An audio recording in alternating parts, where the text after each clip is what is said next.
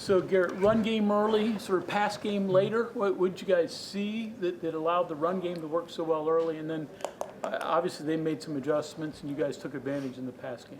Yeah, no, really, the whole week, the point of emphasis was to be able to run the ball, and then our defense to be able to stop the run. That was kind of the whole emphasis this week. So we really just tried to. They didn't really have a lot of answers in the first half to what we were doing on the run game. CJ ran super hard, which was good to see. And then, the whole line did a great job of kind of fitting up on guys in the second level, which let CJ, make one guy miss, and then he was kind of in the open field. And then, in the second half, they started having some good answers with pressure looks and things like that to kind of muddy up the run game. So then, we went to the pass game. Did you stay out there a little longer for Country Roads, and what was it like in your final home game? Yeah, no, I had to do an ESPN interview right after the game, but, I definitely tried to soak it in a little more than I usually do, which is probably something I should have done, going back to my freshman year. But that's the most special tradition in all of college sports, and I was, grateful and thankful to be able to experience it. Final drive on those two fourth down throws, those are two huge throws. Can you take us kind of in the moment of that, and kind of in the moment of those throws, just kind of what you were seeing, how you were feeling, and what it was like to just have those moments? Yeah, no, I think Justin Robinson, and Huddy did a great job of kind of feeling me out and, kind of getting to the spots. J-Rob, we repped that play. We ran it against Arizona, I believe. That same concept where J-Rob was a big body, so just give him the ball and let him go fall forward. And Hudson did a great job of kind of cutting his route, cutting the angle a little back some, just to not get in the way of, that hook defender. So that's just something that, we work all the time. We work those, third and fourth down plays that, you got to have, and, we were all able to come through. So it's your last home game, and the season didn't exactly hit the team goals, but what does it mean to clinch bowl eligibility, get a postseason of some kind, be able to go out that way? Yeah, no, I mean, obviously you want to play in the postseason, and, we had some games that, didn't go our way this year. But, that just shows the fight and the, perseverance that the guys in this locker room have. So, we're going to celebrate this one tonight, and then, tomorrow we'll get ready for Texas Tech. You talked about those first couple possessions with CJ. He just seemed to be running crazy out there for a while. Yeah, he just got in a little different mode, and, I think the offensive line did a great job of kind of fitting up on the second level where it was, CJ against one of their safeties, and I like that. I like that matchup for the Mountaineers. So, I can't say enough about the offensive line and, our tight ends. Garrett, Jaheim's long run down to the 2, you got a pretty good hit on. Yeah. What's a play like that like, where you give up the ball but you get hit anyway and probably don't know what's going on?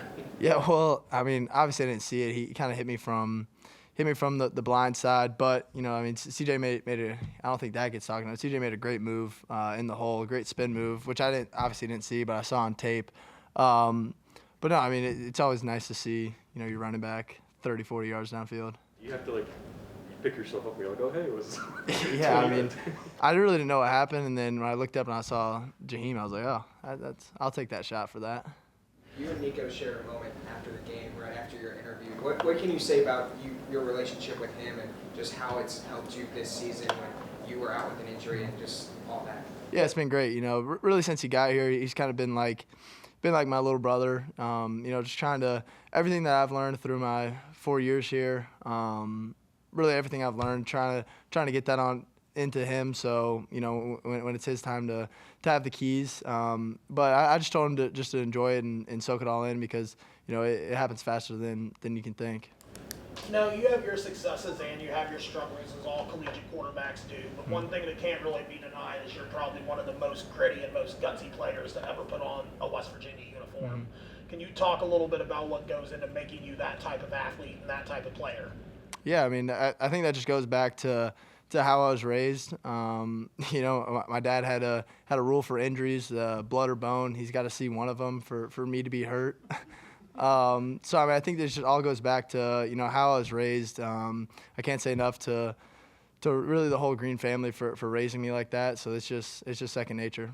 What do you hope that people who have watched you played over these past few years, both West Virginia fans and, you know, just college football fans in general, what do you hope that they take away from, you know, what they see when you go on the field and the way you play?